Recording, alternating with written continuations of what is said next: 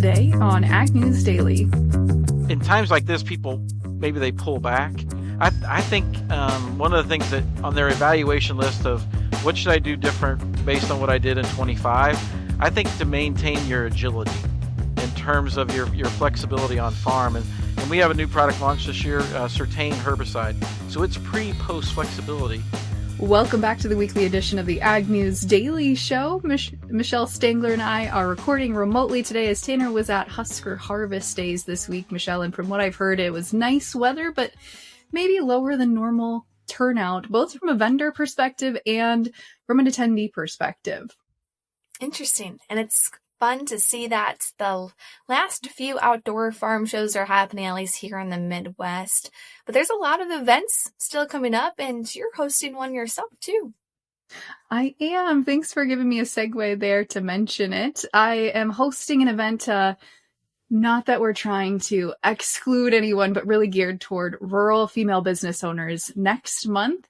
So, yes, I'm excited. It'll be the first time I've put on my own event. And it was just fueled by a passion to help others in the business and entrepreneurial space. That sounds like a lot of fun. So I know that any Iowan or nearby, I think it'll be a great experience for them. Thanks, Michelle. I appreciate you giving me the opportunity to chat a little bit about it. And I'm sure we'll bring some content, hopefully, from that event, as there'll be a lot of rural Main Street folks there. But let's turn our attention this week to the weather, as last weekend's frost stretched across the Red River Valley, Michigan and Minnesota, and parts of Wisconsin, as well as the Northeast, damaging crops that had some strong yield potential. The frost risk looks minimal now through mid-September as warmer weather takes over. I think it's supposed to be 90 degrees here in central Iowa. But for corn and soybeans in the south and east, dry weather has already taken a toll. At this point, rainfall is unlikely to improve yields. And those warmer stretches come with a central ridge, bringing highs in the 80s and 90s and even 100s in parts of the plains and the mid-south.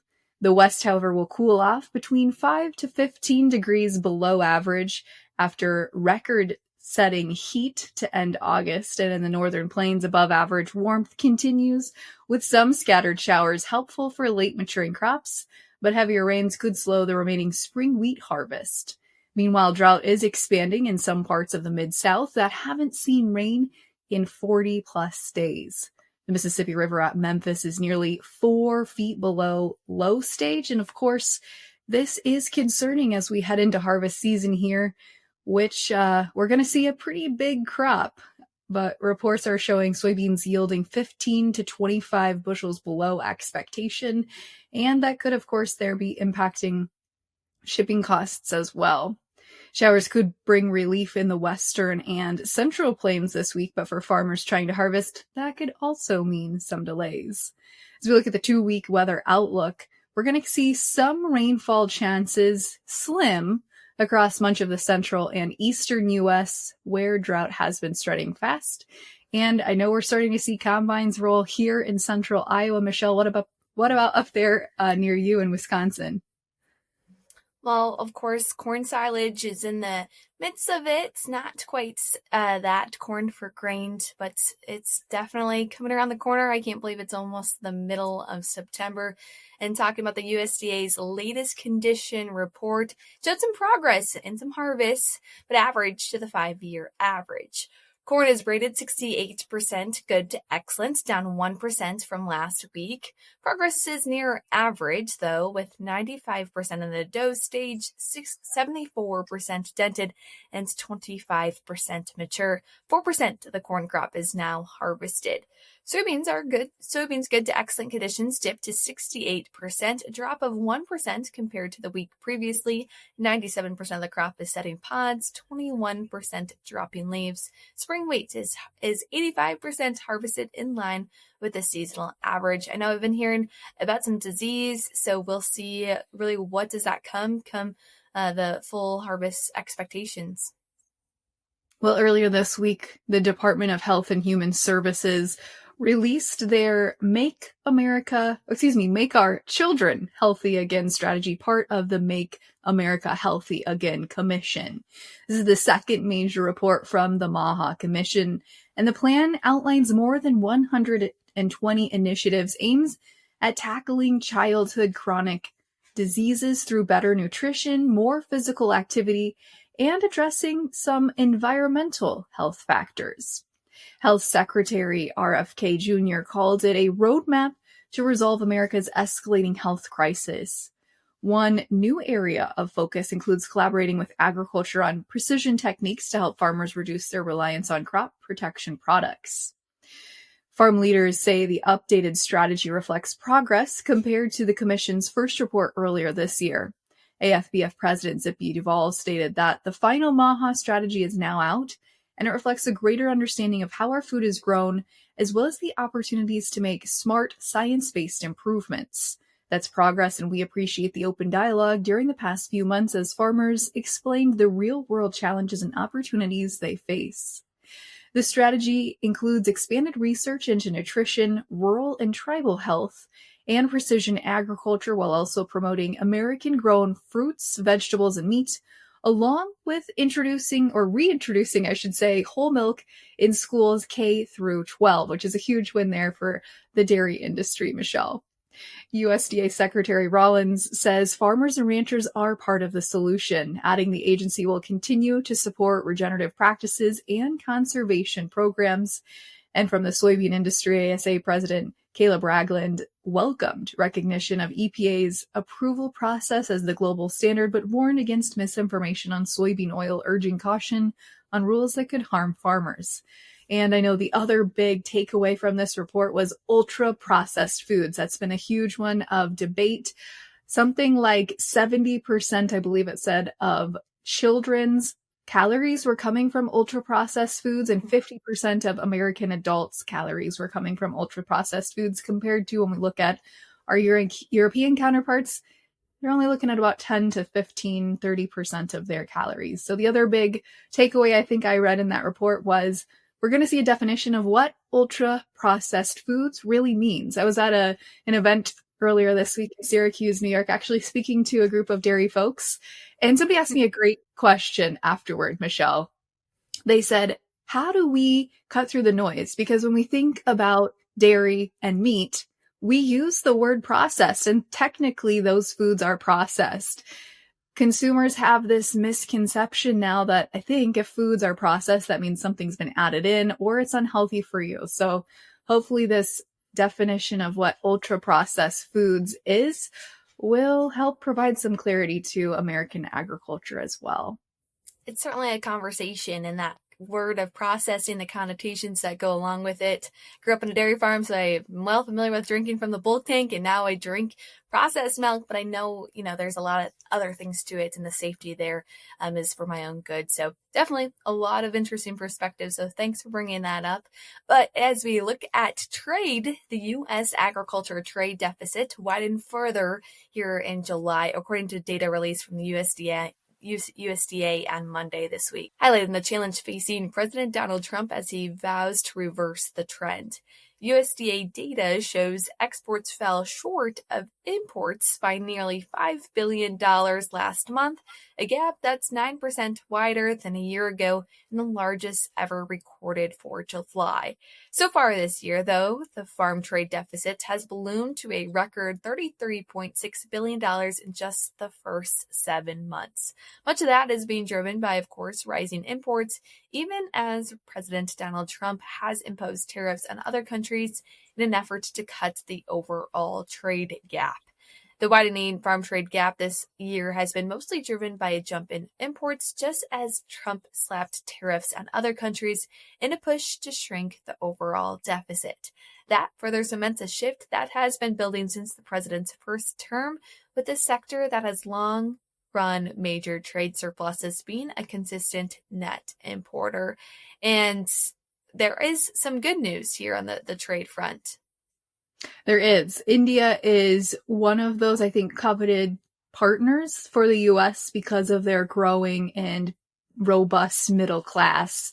On the trade front, President Trump and Indian Prime Minister Narendra Modi have pledged to resume trade talks, signaling a potential thaw after weeks of tension over tariffs and Russian oil purchases.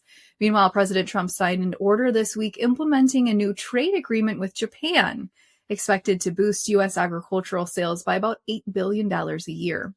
Japan is expected to have a 75% increase in U.S. rice procurements and expanded purchases of corn, soybeans, fertilizer, bioethanol, including for sustainable aviation fuel and other American farm products over the past 5 years. Japan has averaged just under $13 billion annually in U.S. farm goods. The White House highlighted that Japan will also invest $550 billion in the United States, supporting domestic manufacturing, creating jobs, and securing long-term economic growth. For U.S. farmers and ranchers, the agreement represents a major opportunity to expand exports and strengthen trade ties with one of America's most important agricultural trade partners. Well, continuing with some ag policy-related news, the Farm Bill plans are slipping further here into the future despite hopes of progress this month. House Republicans are already behind their goal of moving a bill out of the House Agriculture Committee by the end of September. There is, of course, a few more weeks, but it's leaving farmers waiting for clarity on programs and funding. Senate leaders are signaling that any action likely won't come until December. Senate Agriculture Chair John Boozman of Arkansas told Politico's Morning Agriculture that lawmakers can realistically expect a farm bill at the end of the year, adding it's not going to be this month. Senator John Hoeven of North Dakota says there's a reasonably good chance the legislation could pass before year's end, but confirmed there's no way it's going to happen before September 30th, citing ongoing negotiations over nominations, the National Defense Authorization Act, and government funding.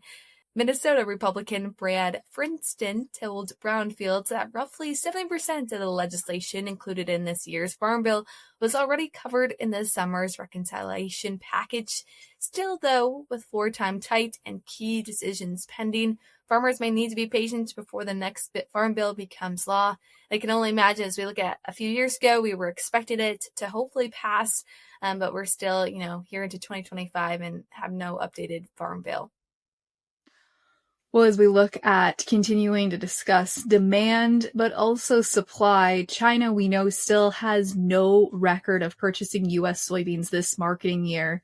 Meanwhile, a $500 million processing plant is going online in Mitchell, South Dakota.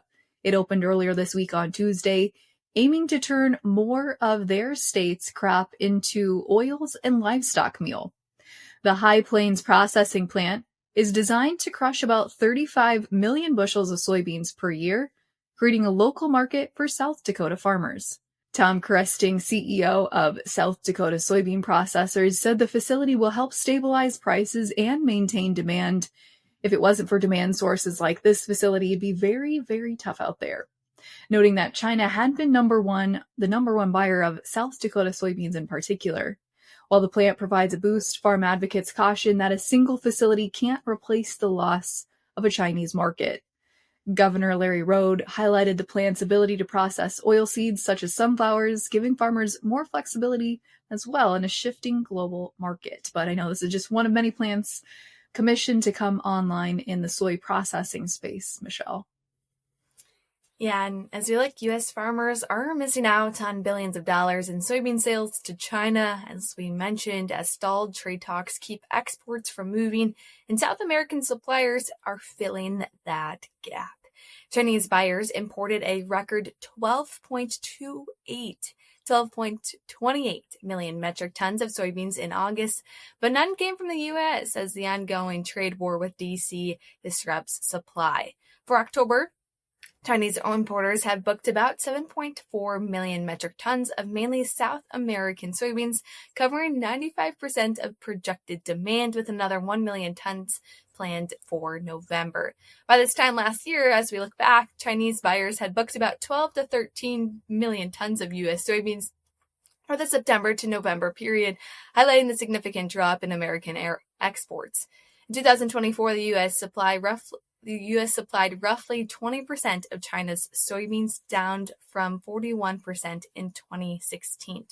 Despite U.S. soybeans, though, being 80 to 90 cents a bushel cheaper than Brazilian beans, China's 23% tariff on American shipments adds about $2 per bushel, making South American soybeans more competitive.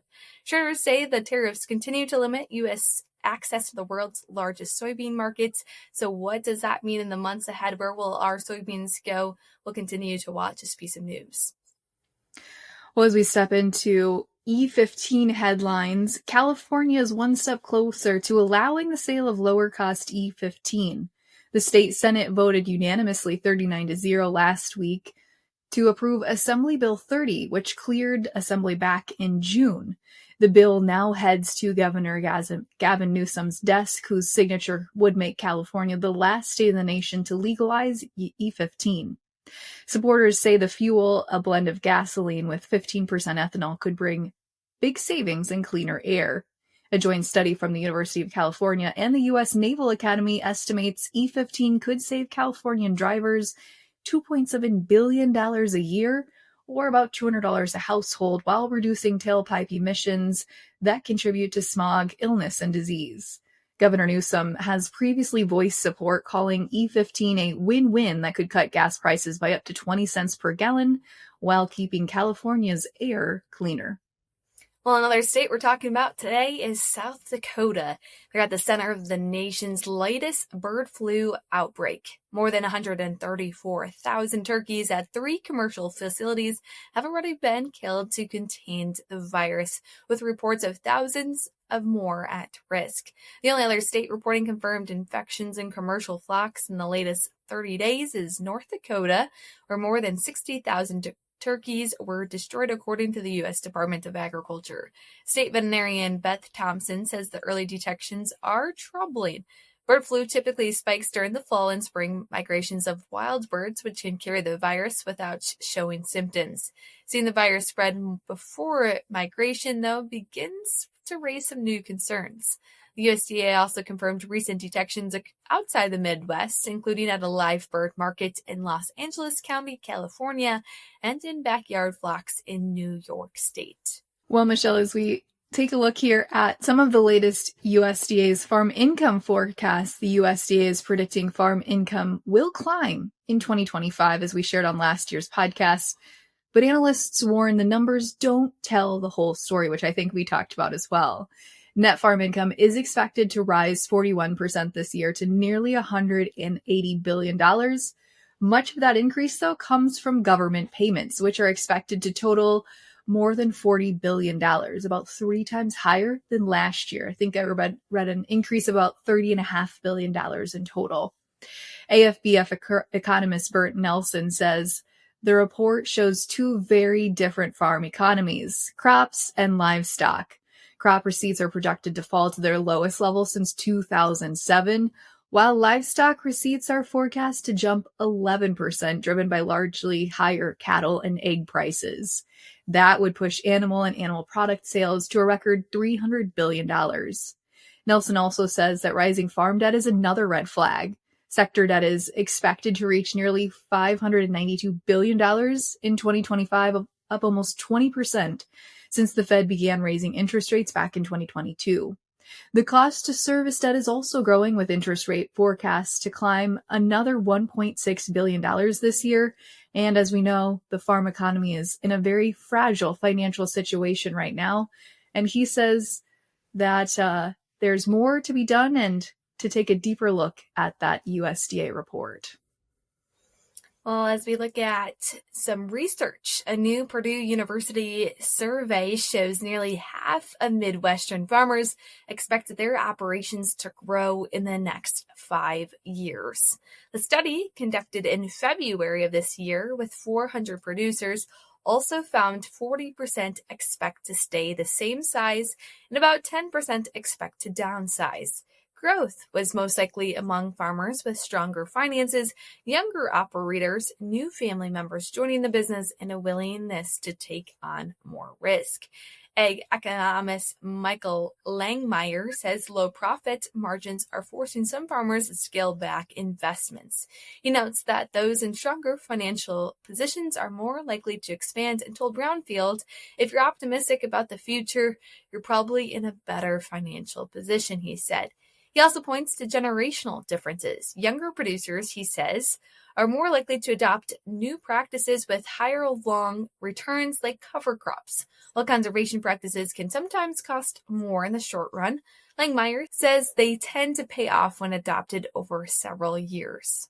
Well, Michelle, for our final headline this week, watching what is happening in Midwestern states themselves in ag. One state is proposing government fees climbing nearly 1,700%.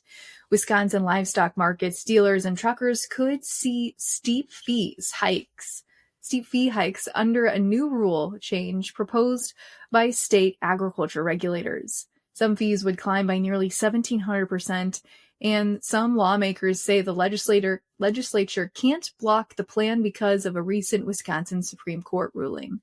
The Department of Agriculture, Trade, and Consumer Protection says fees haven't gone up since 2009 and can no longer cover costs of the program. The agency projects a $1.1 million shortfall by 2027 when the new fees would take effect, and officials also cite reduced federal funding as a reason for the change. Farm groups worry that the proposal could drive business across state lines in neighboring states. Livestock market licenses cost between $50 and $300, and under this plan, Wisconsin's license fee would jump to more than $7,400, a sharp contrast that critics say would make the state an outlier. The proposed changes were released earlier this month, and public hearings are starting to begin this week. Well, this week's interview is one of the many conversations Tanner Winterhof brought back from the Farm Progress Show. Of course, he's at Husker Harvest Days in Nebraska this week, and so we're always grateful for the many conversations he brings for here on the podcast. This week in the podcast, he sat down with BASF's Bryan and Scott Bay to talk everything from seed to fungicides and herbicides. Let's jump into that conversation right now. All right, out here, Farm Progress Day 2 of 2025. Excited to catch up with an old friend. I get to make a new one. Excited to join in the conversation today. Two of the folks from BASF. We have Scott and Bryan here. Welcome to Day 2. Yeah, welcome. Yeah, glad to be here. Yeah, thanks for having us. Beautiful day out. So we'll start with you, Bryan. Why don't you remind our listeners what your role is, and then Scott will let you introduce yourself after that. Okay. Yeah, thanks. Yeah, good to be back with you again after last year. My name is Bryan Perry. I head up our U.S. seeds and traits business at BASF. So for us, primarily cotton, canola, and soybeans would be my main focus crops. That's good. Scott? Yeah, and good morning. It's great to be here. And that my role, Scott Kay, I'm Vice President of our U.S. business, and that entails sales, marketing, technical services, and business operations. That's great. And we were reflecting before we turned the mics on that there's a lot has changed since our conversation last year and where we're sitting at this year. And one of those is no secret to any producer, and margins feel tight. How do you guys feel about that? Yeah, I think they're right. I think it started last year. Certainly I think with that in mind, we probably think of two different things. One, do farmers continue to look for new solutions to problems that they have? And then I think the liquidity topic is real. And at BASF, we chose to invest in a big way with 0% financing across our portfolio. 0%. 0%. That is a big way to show farmers that you're on their side. That certainly is something that's going to be extremely important come this time of year. But it's neat to see that BASF is continuing to push forward, making sure that even though times are tight, we don't fall back on technology.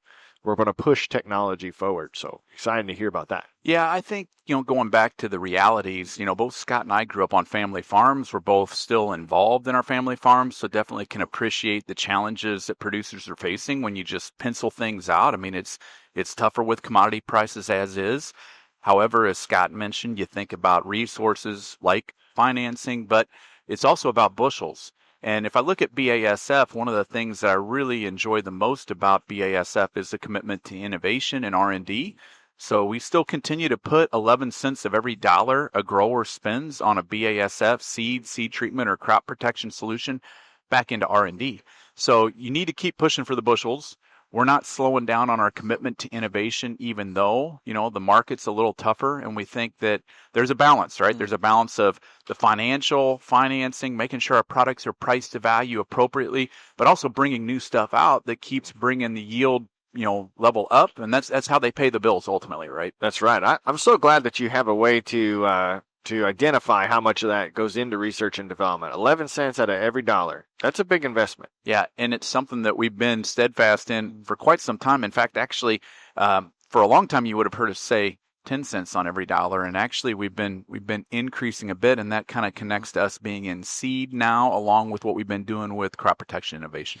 But I think, with that investment, I think we try and stay grounded at the farm level. And so hopefully a lot of the folks who watch this show will participate in our Real Results Yield Challenge. And so there we decided to say, hey, we've got this new technology. Our market research would say maybe only about 40% of farmers plan to use a fungicide in their row crops, corn and soybeans. And so we decided to set out a challenge, and with really good results, where we just wanted them to try either against untreated or treated if they wanted to compare. But we had 1,800 growers. Wow. Do a field level side-by-side yield challenge. And some 300 of our retailers were supporting that effort as well. And so we're really excited about the challenge and starting to see some of the results come in. We're anxious to see those. Yeah, no kidding. That definitely, when you said you're going to take that research to the farm level, what better way to grab data than to have your customers give that data to you? And the nice thing is, a majority of those customers who tried it are really using it. They didn't use it the prior year. And so what better way to see if you want to invest for 2026 than to have it right there on your farm? Absolutely. You also were saying, the proof of that investment is in your plots here too, on your demonstration, to be able to see some of the new technology that you're pushing forward in the soybean world. Tell us a little bit about what you're excited there for growers. Yeah, you go to the plots, like Scott was saying, and there's, multiple levels. There's on farm, which farmers like to see it in their field and their conditions. There's the research. There's plots that we have here at Farm Progress. So people want to come by the BASF booth. They can see the latest and greatest Zetavo genetics. We're focused on bringing high yielding genetics that provide differentiation to help growers with the pests in their field. The other thing is forward-looking as well. So one of the things on the horizon is a new game-changing trait by the name of Nemasphere. That's a trait that BASF has developed to control soybean cyst nematode, which is the number one yield-robbing pest in soybeans. And that's currently targeted to be launched in the 2028 season. So that may seem like a long ways away, but if you think about it, growers will be making decisions on that seed in the fall of 27. And here we are, approaching, or in the fall almost of, 25. So that's just 2 years away. So a lot of work to get that out on farms. And I think, Scott, you actually just saw some of it in one of our trials. Yeah, if seeing's believing, I think for sure we saw it yesterday, and it shows up differently. Soybean growers out there, they're going to nod their head saying, yeah, that's pretty obvious. But when you see the same variety across the field, and where we're controlling the SCN, the rows are closed. Then it was very obvious where we weren't closed rows, that was where the SCN was really taking a hold. Yep. And I think we were speculating that could be 10, 20, 25 bushels at least. Now, of course, we'll harvest it and see, but right.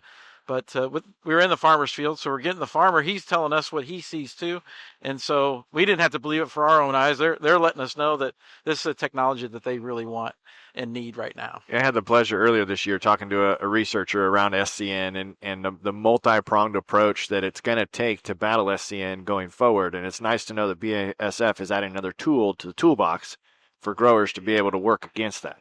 Well, 100%. I think what's also neat about it is this will be the first ever genetically modified trait or biotech trait. There's native traits in the market, although you see resistance continuing to grow, much like with weeds.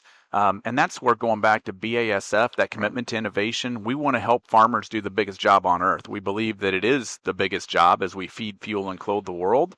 And so when you think about the whole acre, farmers think about seed treatment, crop protection. So you hear us talking about innovations like Nemasphere, like Liberty Ultra, like Zidua Plus, like Revitech. So we kind of can keep going down the list and thinking about, okay, farmers wake up and think about, how do I grow better corn and soybeans? And we want to be a part of that solution. Yeah, I'm so glad that you said all those names. I got those names on my list, but when you started off with Zotavo, I don't even think I still said that right. That's okay. We like to pronounce X's as Z's. So just, Zotavo, Xemium, I could go down the list.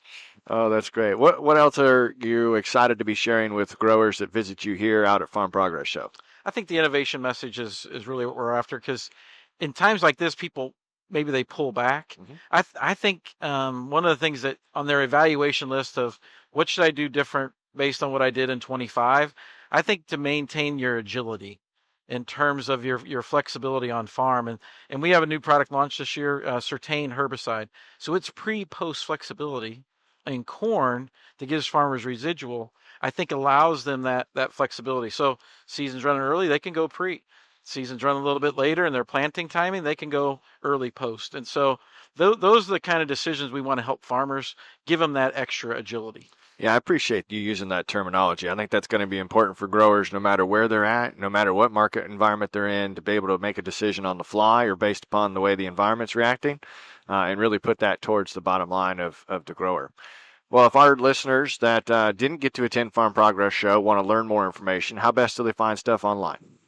Well, there's a couple ways we'd like to recommend for people to learn more. You mentioned online. You can go to the BASF website and do a little research there. My personal favorite is to go see their local ag retailer. We work strongly through our retail partners to help bring the best information, the proof locally.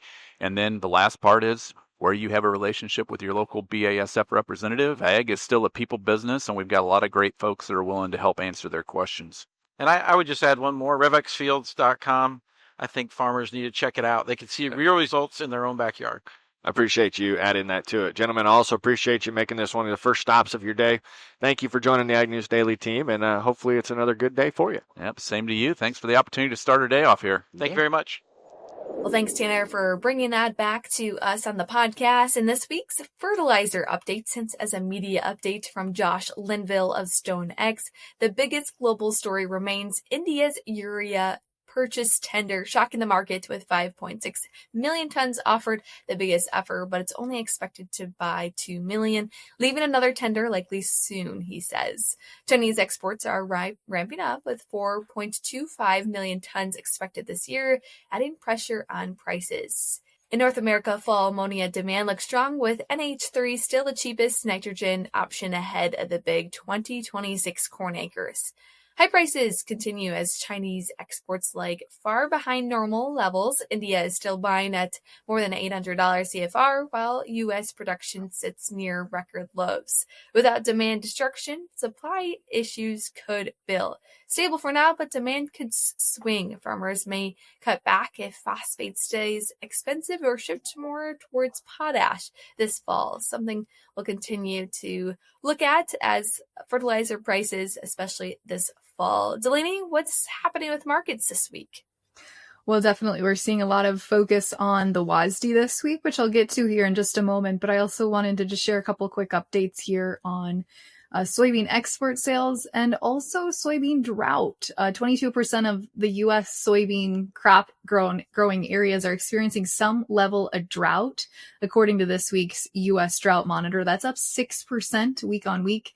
And that marks a 19% jump from the 3% that we saw at the start of August. So certainly as we think about that final growing stretch here for soybeans and pod filling, this could highlight a pretty major shift that we might see here in yield numbers. Corn and soybean ratings, of course, falling as well, and some lackluster export sales this week are all weighing on the markets.